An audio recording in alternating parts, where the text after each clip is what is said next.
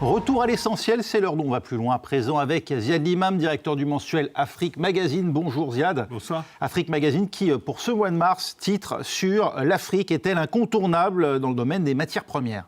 Voilà, c'est une question qui va se poser de plus en plus si ça continue au Moyen-Orient. Et on va en parler d'ailleurs dans un instant. Bruno Darou également est avec nous, chroniqueur international ici à France 24. Bonjour Bruno. Bonjour Raphaël. Au menu, le jour de frappe américaine les plus intenses sur l'Iran. Déclaration de Pete Hegseth, le secrétaire américain à la Défense, alors que Téhéran, de son côté, affirme avoir tiré des missiles stratégiques sur Israël.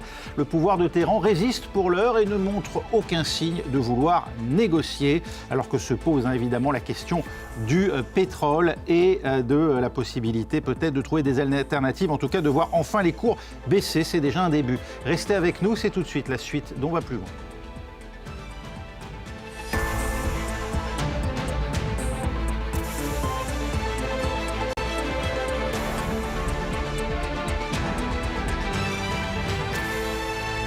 Voilà, la suite est déjà le début, me faisait remarquer Bruno Darou à mes côtés. Donald Trump, lui, en tout cas, a beau annoncer une fin imminente, les États-Unis ne semblent pas prêts de lever le pied dans la guerre contre l'Iran. Écoutez Pete Hegseth, le secrétaire à la Défense, qui s'exprimait lors d'une conférence de presse au lendemain de celle du président américain. Aujourd'hui sera une nouvelle fois notre journée la plus intense en termes de frappes à l'intérieur de l'Iran. Le plus grand nombre de chasseurs, le plus grand nombre de bombardiers, de frappes, des renseignements plus précis et de meilleure qualité que jamais. D'autre part, au cours des dernières 24 heures, l'Iran a tiré le plus petit nombre de missiles qu'il ait jamais été capable de tirer. La journée a-t-elle été plus dure encore que les autres à Téhéran ? Vous vous trouvez pour France 24, Siavosh Ghazi. Écoutez, il y a eu des frappes dans l'après-midi, une série de frappes contre les quartiers périphériques de l'Est de la capitale.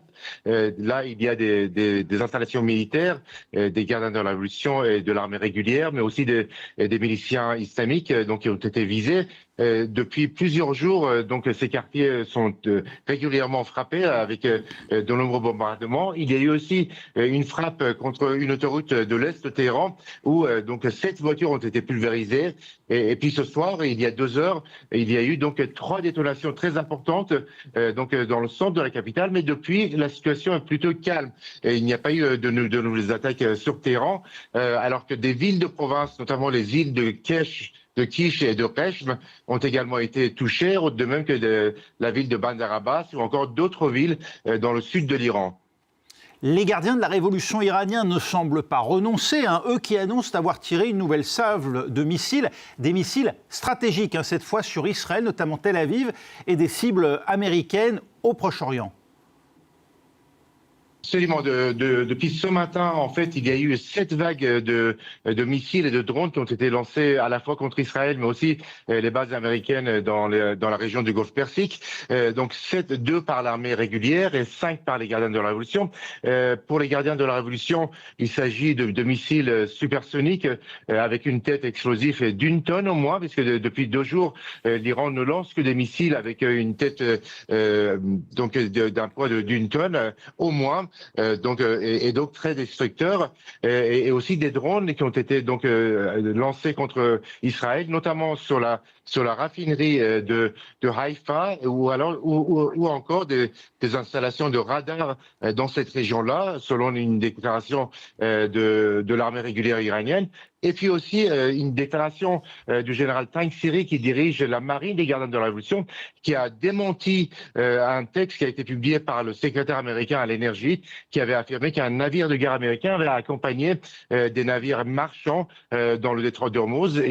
Il a démenti cette information en affirmant que aucun navire de guerre américain n'avait le droit de traverser le détroit, et que tous les navires américains seront des cibles potentielles pour l'Iran avant que ce texte soit retiré du réseau X par le secrétaire américain à l'énergie. Et donc, selon les Iraniens, il n'y a pas depuis le début de la guerre, il n'y a pas de navire de guerre américain dans le Golfe Persique, ni en mer d'Oman, par crainte de frappe iranienne. Merci Siavosh Ghazi, en direct de Téhéran pour France 24. Ziad Limam, l'Iran est prêt à se battre aussi longtemps que nécessaire. Voilà ce qu'affirme le ministre iranien des Affaires étrangères, Abbas Araghchi. Les structures de commandement du régime tiennent malgré les décapitations? On sait, moi, ce qui me frappe dans cette guerre et qu'on essaye d'analyser et de comprendre, c'est qu'on a très peu d'informations réelles, c'est-à-dire quantifiables, sur lesquelles on peut travailler. Donc ce qu'on voit, disons, de loin, et avec peu d'images et avec peu d'éléments, parce qu'il y a quand même une censure assez globale, on peut le dire, sur tout le territoire de ces opérations, que ce soit sur les réseaux, que ce soit, etc. Ce qu'on voit, c'est qu'il n'y a pas d'effondrement. C'est-à-dire que la machine militaire iranienne est durement tapée, parce que ça, je pense que c'est assez clair. Mais il n'y a pas d'effondrement, les missiles continuent à partir, les drones continuent à partir. Alors, question, combien en ont-ils en stock? Combien de drones ont-ils en stock?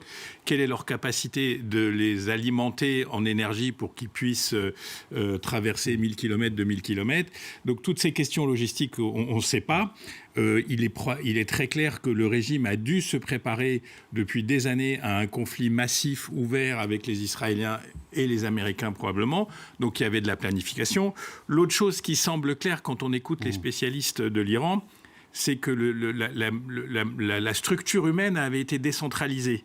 C'est-à-dire il y avait le guide suprême, il y avait les institutions de l'État, et à partir de là, il y a les gardiens, les bassides, etc. Mais qu'ensuite, c'est des dizaines, des myriades de petites structures qui sont autonomes. Alors là où il y a des missiles, là où il y a des drones, etc. Parce que encore une fois, je pense qu'il ne faut pas sous-estimer la violence des coups qui sont portés par les bombardements. Et donc, quand même, il y a une forme de résistance. Et puis, ils sortent aussi, ce qui est très surprenant, des nouvelles armes. Là, on parlait des missiles stratégiques charge d'une tonne, mais aujourd'hui, on entend parler sur les réseaux de la capacité éventuelle, qui serait aussi une arme assez classique, mais assez efficace, de miner le détroit, dos au mur, quitte à ce que tout se bloque, la capacité de pouvoir miner le détroit et en fait d'empêcher toute circulation, que ce soit un navire de guerre ou un navire de... Donc voilà, on en est là, mais encore une fois, mais on en parlera après, quel est le but de guerre de l'Iran aujourd'hui? Est-ce que c'est de tenir coûte que coûte dos au mur, quel que soit X, jusqu'à ce que la mort les emmène, ce qui est quand même aussi... pas oublier qu'on est dans un régime chia dans lequel la culture du martyr, en tous les cas chez la partie religieuse du système, c'est très puissant. Ouais, Bruno Darroux, les négociations avec Washington ne sont plus à l'ordre du jour, estime Téhéran, qui affirme en gros s'être fait duper par les rounds de négociations précédents américains, puisqu'on apprenait que les États-Unis avaient vraisemblablement planifié d'assez longue date aussi cette offensive. De quoi démentir les propos de Donald Trump, en tout cas, qui assure hier que la guerre allait se terminer bientôt. Oui, parce que, d'après, comme disait Ziad, c'est difficile d'avoir des informations quantifiables, vérifiables depuis le terrain. Mais enfin, bon, il y a quand même beaucoup de spécialistes de l'Iran, des spécialistes militaires, etc. Côté américain, on sait quand même que le Pentagone a planifié cette opération. Les militaires américains ne sont pas des manches, si vous me passez l'expression. Donc, évidemment, ils ont préparé ça. Et apparemment, ils auraient préparé une campagne d'au moins 50 jours.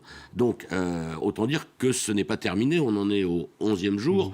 Alors, certains experts militaires expliquent qu'on serait là peut-être presque à la fin de la première phase, c'est-à-dire où on envoie des avions, des F-35, des F-16, etc., pour bombarder, faire tous les dommages que décrivait Ziad, plus quand même, ce qui est très important, tous les systèmes de défense anti-aérien. Et donc, à partir... Alors, est-ce que Pete Hegseth, quand il a dit aujourd'hui, il va y avoir de très grandes frappes, etc., est-ce qu'on est entré dans cette phase 2 qui permettrait à ce moment-là d'envoyer des plus gros avions, des bombardiers, des B-2, des B-1, etc., des B-52, pour alors là... lâcher des tapis de bombes et peut-être aussi des bombes qui permettent d'aller en profondeur, parce que Ziad parlait de décentralisation, mais il y a aussi je sais pas comment dire, façon x10 selon les spécialistes par rapport à ce que fait le Hamas, un enterrement, si vous voulez, souterrain. Alors non seulement des missiles, de tout ce qui est uranium, des drones, etc., mais même de certaines structures de commandement. Et on serait quand même à 70 mètres sous terre. Donc, ça veut dire quand même que si les Américains font ça, 50 jours, ça fait quasiment 2 mois, on n'est pas à la fin de la guerre. D'ailleurs, Pete Hegseth, qu'on voit là à l'image ce matin, était très prudent quand les journalistes lui posaient des questions en disant bon, en gros, moi je fais ce que le boss Donald Trump me dit de faire, c'est lui qui sait quand la guerre prendra fin. Alors, Donald Trump, vous avez raison, hier a dit la guerre est pratiquement terminée. Mais je crois qu'il ne faut pas accorder plus d'importance que ça. C'est-à-dire que Donald Trump, je pense que hier, il s'est adressé, il a fait de la com, quoi, ce qui fait très bien. Il gagne du temps jour après jour. Il s'adressait d'abord au marché. Et ça a pas mal marché puisque le niveau du baril de dollar a fortement baissé. Pétrole, oui. Et puis à son opinion publique, notamment à son fameux électorat MAGA qui dit bon, mais qu'est-ce que c'est que ça? Enfin, on l'a dit déjà plein de fois. Hein, ils avaient promis que les États-Unis n'interviendraient plus à l'étranger. C'est pas du tout ce qui se passe. L'essence qui augmente, etc. Mais faut pas, je crois, prendre au pied de la lettre Donald Trump quand il dit que c'est pratiquement terminé. D'ailleurs, une journaliste lui a demandé est-ce que ce serait terminé cette semaine? Il dit non, pas cette semaine, mais bon. Après, ça ouvre tous les possibles, en fait. Zélimam. Mais je trouve qu'il y a quand même une part de flou, sachant qui est Trump, sachant qui est Pete Hegseth. Bon, il y a quand même une part de flou dans la communication. C'est-à-dire, il y en a qui disent on va les ratatiner jusqu'au dernier jour. Il y en a qui disent, semble-t-il, des gens qui sont allés vers le président en lui disant attention, il y a des tas de choses qu'on maîtrise moins bien. Bon, c'est vrai, le baril du pétrole a baissé hier, mais il suffit d'un incident pour qu'ils prennent 30 ou 40 $. Le choc économique, il est toujours un peu décalé, c'est-à-dire que les entreprises de transport, ça va commencer, tout ce qui est mobilité, ça va commencer, tout ce qui est énergie, tout ce qui est lié à l'énergie, ça va commencer. Le quasi-blocus du Golfe, c'est la réalité aujourd'hui, c'est-à-dire les avions, plus un les navire qui tankers, etc., il n'y a plus rien qui passe. Donc, quand même aux États-Unis, on sent que, et puis j'ai lu juste avant de rentrer sur le plateau le fait que les Américains auraient demandé aux Israéliens d'arrêter de bombarder les stockages pétroliers et les zones de production, de raffinage, etc. Donc ça veut dire qu'aux États-Unis, on est à la fois dans un plan A, si jamais il devait fonctionner, qui n'a pas vraiment marché, qui était la chute, l'effondrement du régime, mode... On a beaucoup parlé du Venezuela, mais j'ai vu que des spécialistes parlaient du modèle syrien, c'est-à-dire la prise du pouvoir par une partie du... sauf qu'en Syrie, c'est un pays fragmenté. L'Iran, même si c'est quand même un pays largement unitaire. Le plan A a échoué, le plan B peut être long, et en plus, on n'est pas forcément d'accord avec les Israéliens sur les buts de guerre. Et donc, je pense quand même qu'il y a un chroniqueur qui a parlé des fameux 3 M, Market, Munition and Midterms. C'est-à-dire qu'à un moment, les États-Unis sont contraints par comment les marchés vont fonctionner. Ils sont contraints par le prix, même s'ils sont capables de dépenser beaucoup, mais il faut produire des Tomahawks, il faut produire des missiles, il faut les amener. Et les midterms qui vont arriver très vite. Moi, j'aurais rajouté, il y a un E, qui est l'affaire Epstein, qui, alors là, est passé sous le radar complet, mais... Il y a eu des révélations il y a 3-4 jours. Je ne une vois dizaine pas de pages révélées dans lesquelles une femme témoigne qu'elle a été abusée sexuellement par Donald Trump de manière violente entre ses 13 et ses 15 ans. Et donc je ne vois pas comment ça ne ressortira pas à un moment. Donc quand la tempête politique va se lever aux États-Unis, s'il y a une tempête internationale avec un conflit qui, malgré tout, s'enlise, entre guillemets, parce qu'encore une fois, je pense que la capacité militaire des Américains et des Israéliens est quand même ultra puissante par rapport à celle de l'Iran. Mais bon, il peut y avoir une forme de sensation d'enlisement qui peut apporter des soucis en interne. Je fais réagir Bruno dans un instant, juste après justement que l'on évoque peut-être ce début de désalignement entre Israéliens et Américains à propos des buts de guerre. L'étroite collaboration entre les deux partenaires connaît ses premiers tiraillements au moment précis où Donald Trump évoque cette possible sortie de guerre. Ludovic de Foucauld. C'est peut-être un signal envoyé au marché, une tactique pour freiner l'envolée des prix du pétrole, un moyen de rassurer une opinion américaine pas convaincue par ce que Donald Trump appelle une excursion en Iran. En conférence de presse, le président américain laisse entendre que la fin du conflit est proche. Vous pensez que ce sera terminé cette semaine? Parlez-vous de jours? Non, mais bientôt. Je pense bientôt, très bientôt. Ils n'ont plus de marine, plus d'armée de l'air, ils n'ont plus de défense aérienne, tout a explosé. Ils n'ont plus de radar, plus de télécommunications, et ils n'ont plus de leadership. Tout a disparu. Alors vous savez, on pourrait analyser cette situation. On pourrait parler d'un succès retentissant si on arrêtait dès maintenant. Mais côté israélien, le discours est différent. Benjamin Netanyahou, largement soutenu dans cette guerre par l'opinion israélienne, est prêt à un conflit plus long. Notre aspiration est de permettre au peuple iranien de se libérer du joug de la tyrannie. En fin de compte, la décision leur appartient. Mais il ne fait aucun doute que par les actions entreprises jusqu'à présent, nous leur brisons les os. Et ce n'est que le début. Les objectifs ne sont donc pas tout à fait les mêmes, les méthodes non plus. L'administration américaine, qui assure n'avoir rien à voir avec les frappes sur les dépôts de carburant à Téhéran, les aurait reprochées à son allié israélien. L'influent sénateur républicain Lindsey Graham, proche du président et farouche soutien de la guerre, appelle les Israéliens à faire preuve de vigilance. Veuillez choisir vos cibles avec soin. Notre objectif est de libérer le peuple iranien sans compromettre ses chances de reconstruire sa vie après l'effondrement de ce régime. Le sentiment qu'Israël est à l'initiative et que les États-Unis suivent est partagé par de nombreux Américains, y compris dans la galaxie MAGA. Le secrétaire d'État à la Défense le sait bien. Israël a été un partenaire très fort dans cette opération.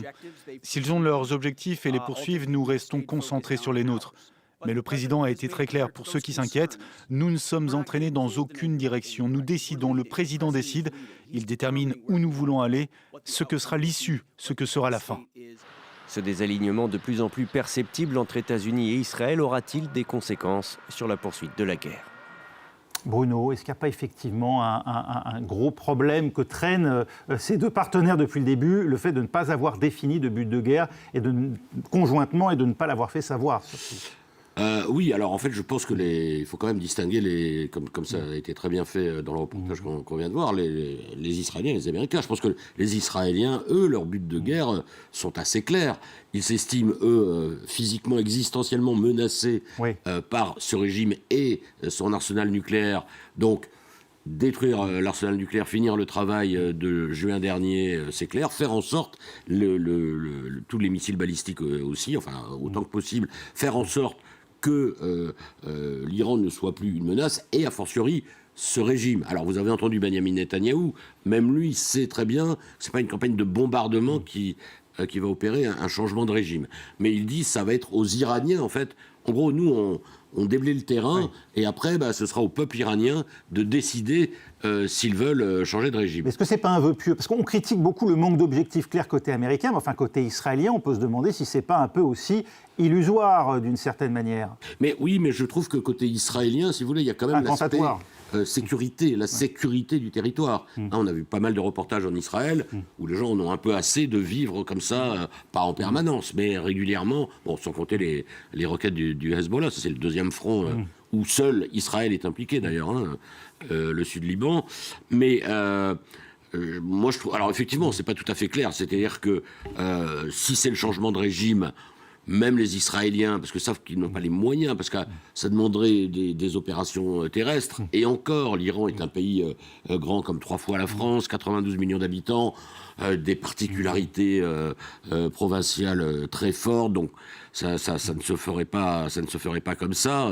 Mais côté américain, franchement, à part la démonstration de force, effectivement, de la technologie de l'armée américaine, et ça, personne ne s'en étonne, même si, effectivement, comme disait Ziad, il y a le problème apparemment des munitions, du moins à moyen terme. Alors, ça peut être le calcul du régime iranien, d'ailleurs, de faire le dos rond jusqu'à ce que, entre ras-le-bol de l'opinion publique, problème de munitions, etc., on allège, les Américains allègent peut-être le système, c'est une possibilité.